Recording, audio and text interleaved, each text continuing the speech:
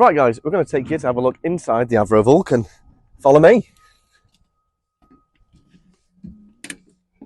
So we're inside the cockpit of the Avro Vulcan. We're at Solway Aviation Museum. I'm with Chris here, who has been kind enough to offer to show us around. So sorry to throw you in the thick of it. No problem. Take it away, Chris. No problem. Well, welcome to X-Ray Juliet 823. Juliet joined us in 1983 after a long and varied service in the RAF. The nice story about this aircraft is that the chap that flew her in here in 83 was the chap that flew her out of the factory 20 years earlier. Was that Woodford? Yeah. Oh, crikey. So it was a nice start and finish to the end of the story. Designed initially by Roy Chadwick, and my taking, I always get amazed at the fact that a few years before was the end of the war, and we had Lancaster bombers, which was a Chadwick design, and here we are with a Delta wing bomber a few years later, designed, not actually into production until the 50s, but you know, back of a fag packet with Delta, amazing. It's crazy. It was something like 10 or 11 years between first flight of the Lancaster and the Vulcan. It's incredible, isn't it? Yeah. Just how but the original Vulcan, when it came out, was a pure Delta. And when they changed the engines, which are in this aircraft, they found the aircraft was so unstable that it couldn't be flown properly. Hence the design of the B-2 Vulcan's wings, which is how it is now. But when Chadwick designed this, every bomber of that era had a bomb bay and a bomb aimer's position. So that's where the bomb aimer was supposed to go. But at 55, 60,000 feet and 500 miles an hour, he's not going to see much. See much, yeah. Is it true the bomb aimer's compartment was sometimes used as the toilet? Yes. We've got buckets in there, but those are cleaning buckets, not the actual buckets used. The chaps themselves, because it was an all-male crew, would have, they actually trained themselves not to drink or eat very much, because they spent hours in here, 5 to 9 hours. So they actually, which can't have been very good for their bodies, actually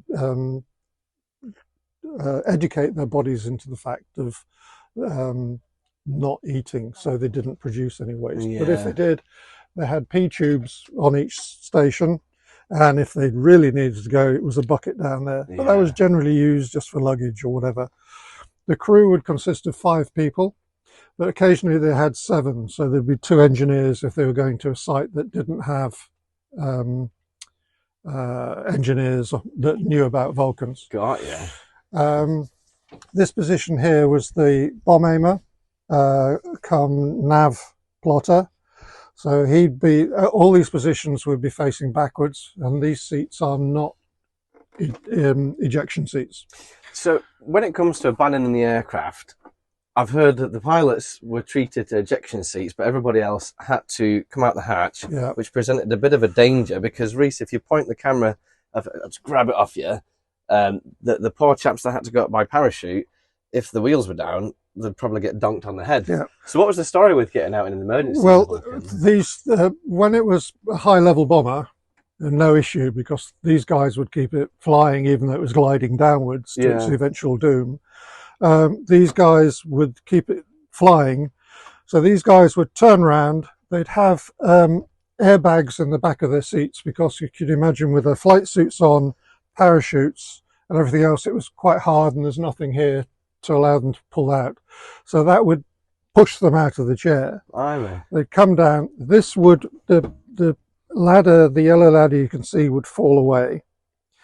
And then they'd slide down. But if you slid down fully, you'd hit that, as you quite rightly say, the undercarriage. So what they did was they hooked either their left or their right arm out, so that would spin them away from the undercarriage. Got you. That must have been more, well, easier said than done, going at 500 knots. So all right at high altitude. Low altitude, that's when the problems for these guys came, because you know, they didn't have much time to try and gain height or whatever. So if they did get into trouble, these guys usually were expendable. So I heard that there was apparently a Vulcan accident at RAF Syston during an air show, structural failure. But were there any other examples of the crew having to abandon by parachute without ejection? Yeah, there's. I think I don't know the number, but I think there were about 4 rear seat crews killed over time. One was the test pilot was showing the Air Force's minister the capabilities of the Vulcan. Pushed it too far, really. That's probably a bad example of here's our airplane, and these guys were lost. But the minister and the pilot got out. Okay. So there we are. You see, so politics does have its advantages. So we're inside an Avro Vulcan, and Chris was mentioning that the left-hand seat there is for the bomb aimer and the nav plotter. So, Chris, what are the other stations for? This chap in the middle is the Navigator. And as you can see from the instrument panel, sat-nav and tracking implements were not thought of at that time. So he would use what was called dead reckoning on his map. And to get his position, he would use a ship's captain's sextant. And he would take observations from the sun during the day or the moon and stars at night. And from the positioning he got of that, he would plot it on the map. Is that what these windows are for here, I presume? Yeah. There's also a sextant built in here, which would also allow him to, if he couldn't get anything from there, at least he'd have a 361 up there. That's crazy. Imagine, I don't think anybody would have that skill today. No. Right.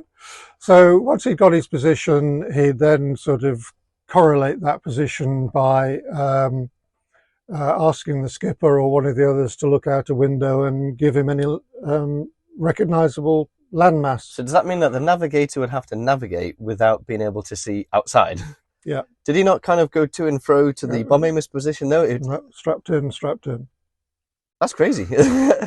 So what would you do if you get lost? The pilot would then go, or the co-pilot would go, we're passing over a peninsula to the right, and he'd look on his map and see a peninsula, and he'd think, all right, we're 4 degrees off track. Yeah. You need to come right by 5 degrees. So come bring them back on track on that one. I saw you looking at the Avro used to make trains. And you'll probably recognise those people living in London on the Underground, standing up most days as you have to. Those are the bits you hang on to in the London Underground. So, as they say, why reinvent the wheel? Yeah. I didn't know they made trains. Well, that's not from Woodford, was it? No, somewhere else. God, yeah. But, they sort of cross-pollination of ideas. But I'm going to say, why? Over the had to navigate without seeing. That's crazy. But later on, when airfields and shall we say aviation improved, they fitted beacons around the country and at things. So the equipment in there would allow him to track, confirm his track by the use of beacons. Got you. So things like ADFs, VORs, all that kind of stuff. Yeah. So if he was flying over the top of Carlisle, but slightly to the left, that would tell him he was 1 degree off course, whatever. So he'd be able to plot quite remarkably how quickly. It looks really complicated though, doesn't it? I mean, so for example, I'm not trying to put you on the spot, what does this thing do here? Which the one you've got your hand on? Yeah. That was the plot. Those dials would move left or right. So you've got dead reckoning, fix, east-west, fixed point to target, and so you'd set the courses to those, and that would say, well, that's where you've told me I'm going, we're over here, by terms of where the needle is to where he's actually set. So is that effectively a navigational calculator, 1950s style? Yes. Question for you then, so what's this piece of equipment here? What does that do? This is a throwback to, as I said, this was designed by Chadwick. Lancaster crew would recognise that as a Doppler radar.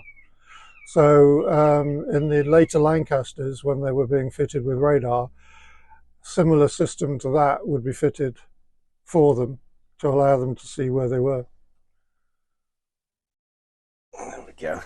And then you've got the ground terrain radar below it, which is how you would fix his position when he was nav plotter, but it was also help him when he was flying the aircraft in for the last 10 miles on their bombing run.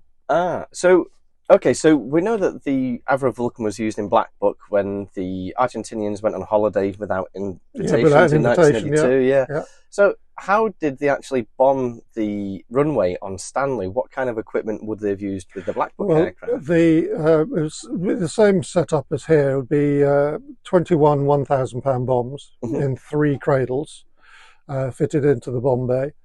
Now, there were 2 ways they could do it. One would be the manual release of the weapons, which is under that red cap.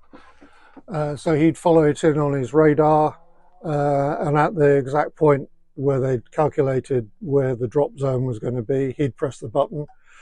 And on this side, behind here, is the bomb computer. So when they loaded the bombs, you can't really see it, I'm afraid,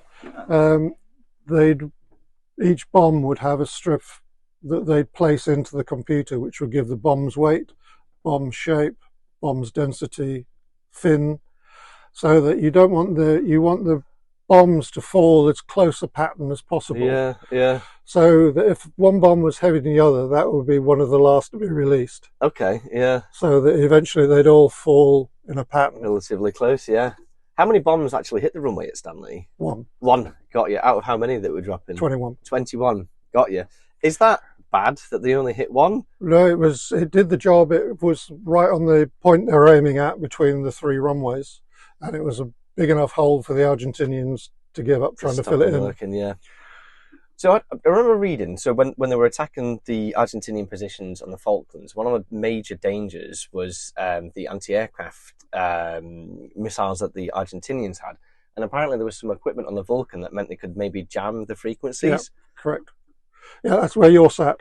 Okay. Yeah, you're in the electronic countermeasures and engineering officer. Yep. This stuff here.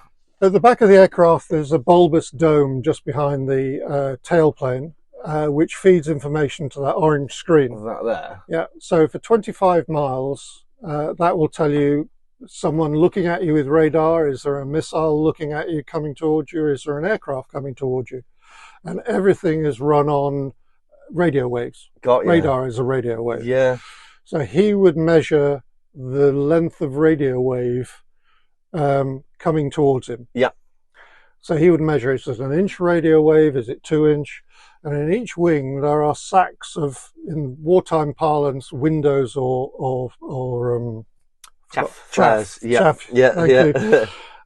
In the wingtips, though. In the wings themselves, there'd be little bags, and he would say, "Well, that's a 1 inch radio wave. Okay. I will release 1 inch chaff in," because they were cut to 1 inch squares, and away they'd go. Yeah. And that's how they did it. They just blinded the whatever's looking at them. Appeared a white cloud. That surprised me, because I thought it was something electronic that was, an electronic signal jamming it, but it was actually window that they were throwing at. That's crazy. And they had pulse jamming as well. Got you. Which was, I think, blue. Was it called Blue Parrot? I think it's called. Blue Parrot. Which was a pulse jam. Got you. But yeah, the 2 methods just completely bamboozled the Argentinians. It's a bit different from today. Apparently, I think the F-35 can deploy a drogue, so it's attached to the aircraft, so that hopefully whatever's being shot at it goes for that. Yeah, goes for that instead. Yeah, and he carries on flying. Please go for that. This is brilliant. Your other role as well in that position was that the aircraft, everything on here is electric. Yeah. So the pumps are electric. So as you were saying about having to escape, and if the hydraulics had failed, everything fails. So does that include the control surfaces as well? Even though it's fly-by-wire, you still need hydraulics at the end because of the force to move them. So all that would fail. So would it be pretty much too hard to fly the aircraft? Yeah, it'd just be a flying brick. Oh, shoot. Yeah. So there's 3 generators, one in the left-hand wing, which was a permanent running generator. If that failed, you then quickly switch over to the right wing. If that failed, you drop down a ram air turbine, a RAT, which dropped out of the left-hand wing with a little propeller blade on it. And that gave enough power to keep the aircraft primary systems running, but nothing else. Nothing so else, it's like limp home on a car. Yeah, get back quick. Yeah. Yeah. I was wondering that because I was looking at the underside of the wing and I kept seeing what looked like vents that were maybe there to stop something getting too hot. So is that presumably from the Got you. Yeah. And each one of the guys talking about hot as well, because in the early days when they were flying so high, their suits used to be connected with the connectors you can see down there. If you pick that up. Oh, right, that. Yeah. That would give them. What's that? That would give them oxygen, communications, hot air, so that even though it was a pressurized space, it wasn't heated. So at 60,000 feet, they'd be frozen. So the suits were heated instead? Suits were heated, So you wouldn't really want to touch anything with like the metal with your bare hands, would you? Neil, you wouldn't want to go to the toilet in that either, would you? Maybe it's not. So I've noted there's some weird buckets behind both of the pilots and underneath as well. What can you tell us about those? On long trips, many of the crew used to take their own cans of food, whether it be ravioli, beans, soups. And at the beginning of the flight used to pop them in because it ran off the same heating that entered their suits. So after I don't know the exact time, say half an hour, they'd have piping hot soup. So but I can't imagine in a plane that's vibrating, it's not like a modern airliner, that you've got a can of red hot soup trying to eat it. I mean, imagine if you spilt it, you'd probably damage something, wouldn't you? Yeah, definitely. So what on earth is this thing here? Is it where people aim bombs? No, that is a periscope. Because this aircraft has very limited, as you can see from the window shapes, very limited external view, the chap in your position, the engineer, would be able to look under the aircraft and make sure that the bomb bays are closed, the flaps are working properly, the undercarriage is up or down, or there's nothing trapped in the undercarriage has come down and the wheels are there. There are a lot. Nothing's could dropped off. He pivot what he could see, or was it just Oh crikey! How did he pivot it? It's just a turnkey on it. Oh, that thing. Blimey! So you can't see anything at the moment. It's still it's old. Yeah. How old is this plane? 60 years, 70 years? Yeah. It's been here 42 years, so I'm another 20 only on top of that. Yeah. So we're inside the Avro Vulcan here, and my question was, if both the pilots sit up front here, how do they get in? Because there's a big console, a center console in the way there. Well, that's fine. Once they come up the ladder, the first thing they do, this would be in this position, down position. So they'd be able to get their feet in here and then hop over. These would be back. Yeah.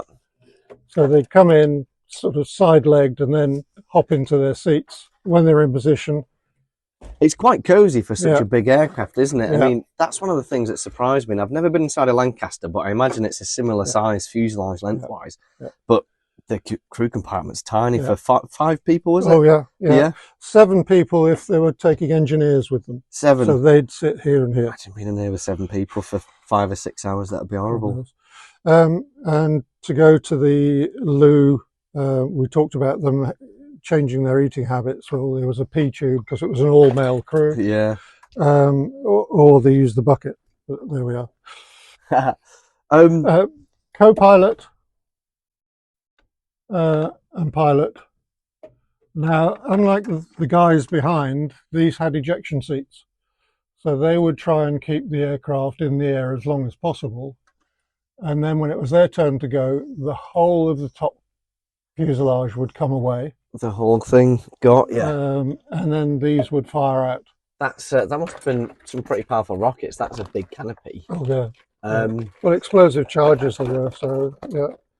So we're inside the Avro Vulcan's cockpit, one of the 3 V bombers that the Royal Air Force had. Now, the main task of the Vulcan was to be the nuclear deterrent, so to drop a nuclear bomb or nuclear missile on Soviet Russia. Yeah. I've heard that when they were dropping nuclear bombs, apparently it was only the Valiant that ever actually did drop one. Yeah. They'd have a hood to protect the pilot. Yeah. So where would the hood go? These that you can see there are sunscreens, but you can see a sort of a channel just behind them on the window's edge. Okie doke. that would have a curtain pulled over it. Right. And then there'd be a black screen would come down on that one, which would shield them against the flash. It's any flash. But many crew would actually cover one of their eyes because the flash would still be so intense that it would come through the screen and burn their eye out. So what was the thought with closing just the one eye? You've got a good eye left. Still got a good eye left. That's terrifying, isn't it? Yeah.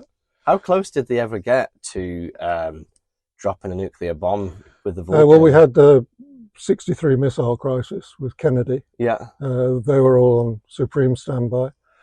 And I think all leave was cancelled and they were ready to go. Ready put to it go. that way. Yeah. I think that was the closest time, but it was part of the overall, what was it called at the time? Nuclear deterrent, was it? Yeah. MAD, mutually assured destruction. Yeah, that's terrifying. You destroy us, you're going to get destroyed as well. So we're in the cockpit of the Avro Vulcan. So it was the nuclear deterrent for the mutually assured destruction that you mentioned. But then when the Royal Navy started using Polaris and that became the deterrent, why did they carry on flying the Vulcans? What was the kind of benefit of keeping the aircraft in service? Well, it was ended in '83. Polaris came in a few years before. It was sort of the transition because Polaris was, the Americans had it a long while before, but our systems were still, you know, as we've seen in the modern Trident, it would take off and come back to the sea very quickly. Yeah.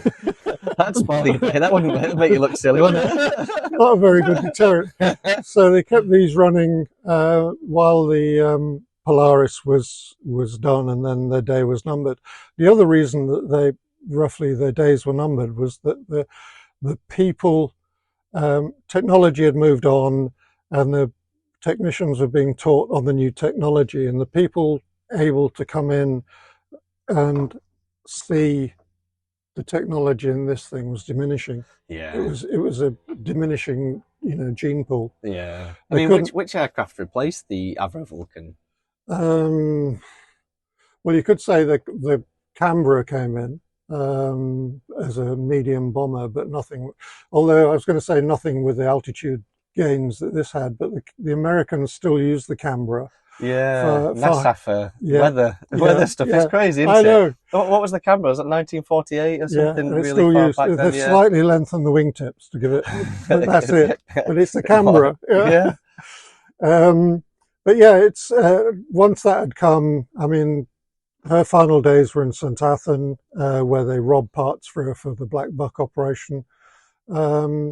This one, was it involved in Black Buck? No, she was at St Athan being serviced, but they nicked lots of parts off her to get the others in the air. Yeah. She was also used, I think, one of 7, because when Shackleton went out of service and Nimrod came into service, there was a gap with no maritime reconnaissance. And I think there was 7, I could be wrong, forgive me if I am, but 7 of these were used in that role. Got you. So it's kind of, they've not learned anything. So when Nimrod went out of service, there was a gap between Poseidon. I didn't realise there was a gap Shackleton to Nimrod. So they never learned, did they? I mean, look at the Harriet F-35, and when they got rid of what was it? HMS Invincible. Yeah, with the sea Harriers. We don't need aircraft. It'll be fine. So we're inside the cockpit of an Avro Vulcan. A bit of an odd question. So if this aircraft was basically built because of the nuclear threat with Soviet Russia, so mutually assured destruction, you throw a bomb at me, I'm going to throw a bomb at you, the world's going to end. This aircraft is from 1952, something around there. We're in 2025. How is it possible that are we in exactly the same situation with Putin threatening, using nukes? I mean, what's your opinion? Have we gone backwards? Well, shall we say we haven't progressed? Yeah. We've not gone backwards. The equipment's got better in some cases, but it's still the same diplomatic scenario. Who presses the button first? Yeah. The kit's got better. Instead of Polaris, we've now got Trident and sort of 30 missiles on board with umpteen warheads on each. It's just that they've got a bigger stick and we've got an even bigger stick. So they don't sound reliable, because apparently are they Vanguard class submarines? Apparently they keep breaking down and they're not the most reliable, I've heard. That's why I never became a submariner. So Chris has been kind enough to show us around the inside of the Avro Vulcan, but you mentioned that you yourself used to be in the Fleet Air Arm. So just wondering if you could share with us a bit of your story. Yeah, sure. I joined the Fleet Air Arm in 79, 80, and shall we say 4 years later I was pensioned out because of a severe neck injury.